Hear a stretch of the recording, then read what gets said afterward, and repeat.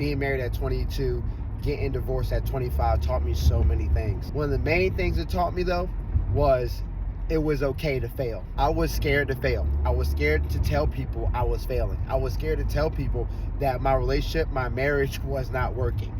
And honestly, as I look back and reflect, there was nothing I could do for that marriage to work. Absolutely nothing I could do. I tried my best. I cooked. I cleaned. I did the dishes. I did the laundry. I took the clothes to the laundry mat and did the clothes. I did the grocery shopping. I worked. I was available emotionally and physically and spiritually. I tried my best. I did my best. And nothing worked. It just didn't work. And I was scared to admit that I chose wrong, and I was scared to admit that I fucked up and married the wrong person. Simple as that. I had to admit to myself, I had to do a lot of reflecting, going home in a 4-bedroom house with half the time without my son being there, half the time me just being alone, and understanding that I failed. Even though, in my opinion, I couldn't do nothing else to save that marriage, I was just in love with somebody that did not love me. But I still failed. Like, I just had to admit I failed. And not only that, I had to admit to everybody else, hey, I don't see you posting pictures with your wife anymore, whatever, on Facebook or social media, whatever. I don't see you around your wife anymore. It's just you and Ziggy. I failed. I got fucking cheated on. I failed. I can't keep a marriage. That shit won't good enough. I just failed. And once I started to admit that to myself, that it's okay to fail at things as long as I tried my best, as long as I gave it my best shot, that everything else worked itself out. It wasn't that big of a deal no more, right? Getting divorced to me was just the worst thing I could have done, because damn, like, I put my all into it and didn't work out. Like, I was expecting a longer rate or a better rate of return, and it just didn't happen. I failed, and it was scary to admit that I failed and I chose the wrong one. And not only that, I had to realize that what I have known and come to accustomed to being as far as like a family was not a thing no more. Like, I was single. You know what I'm saying? I was by myself, all by myself. If my son wasn't with me, I was by myself.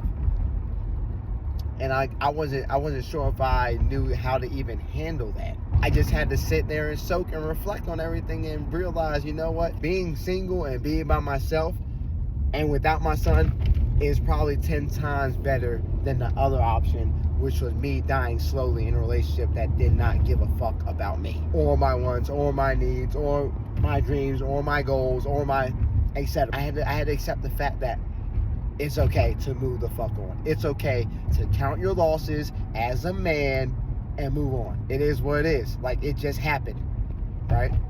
Yeah, I seen it coming. Yeah, I still got married, trying to keep the family together, try to be around my son as much as I can, but just count your losses sometimes, dog, and move the fuck on. Life will go on. You will find love again, somewhere, somehow, some way, shape, or form. It will happen again for you. It's okay to be alone. It's okay to sit and reflect in your failures. Another thing I learned was, man, be patient. Men, be patient. This is a long-term game here we're talking about. We're talking about life. You don't need to win at life right then and there. What you need to do is be patient. That girl that says she loves you, you're her soulmate, you're her everything, that shit usually doesn't work out. You could tell it ain't what you want. You could tell it's not the right thing to do as far as to be with her. You could tell y'all are not a match. And it's okay. You had to learn. I had to learn to be patient. Like, you know what? The first girl that probably gonna give me some ass probably ain't the girl for me. The girl who says she loves me, she probably don't love me. Like, let's wait this thing out. Let's play the long game here to see if she's actually gonna be worth it. And 10 times out of 10 since I've been single, I have been right. None of these women been worth it. You know, even sometimes it might be me, it might be them. Regardless, it didn't work out. Just imagine if I would jumped into another relationship, had another kid, got married again, what that could have done to me being 0 for 2 as far as being in a serious committed relationship. I had to learn just to be patient, relax, just relax. I don't need to be in a relationship. I don't need to be committed to anybody. I don't need to give my all to somebody that I know probably does not love me. It's okay. Be patient. Take your time. find the right one. Don't fuck that up. Because recovering from a divorce at 25 is easy. Recovering from a divorce at 35, 36, 37, 38 is not the same, bro.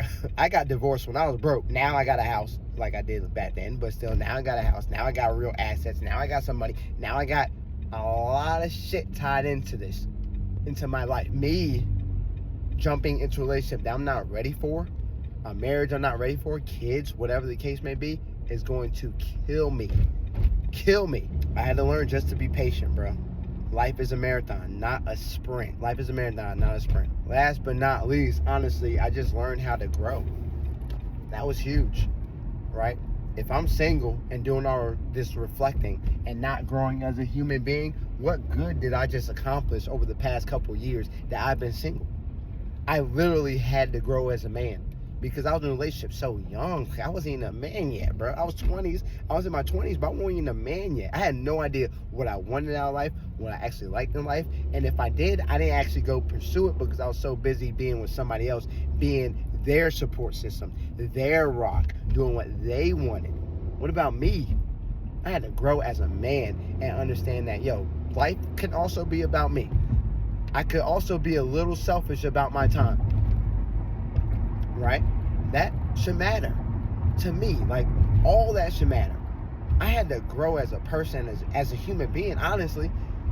Reflect on my failures, reflect on my successes. Who am I? What I did right, what I did wrong, what I'm not gonna allow again, etc., etc. I had to grow as a person from myself because I was literally dying. But I had to grow to I just had to grow and come to a realization: growth is good, growth is necessary, and growth will keep me here long term, and growth will honestly help me from making the same mistakes over and over and over again. I just had to grow. So from 25 when I got divorced to 34, I grew so much. And that's important. You gotta grow. You don't want to be stuck in the same place, doing the same shit, not growing and not reflecting on everything. My ideals, my ideologies, the type of woman I want to be with. Like, fuck a pretty face. I care less about a pretty face, but fuck a pretty face. Like, I care about characteristics and personality before anything. That trumps anything. A body, I could care less about a body. We're all going to get ugly. We're all going to get either fat or skinny. Eventually, our bodies are all going to look disgusting. The only thing that truly matters is the personality of a person.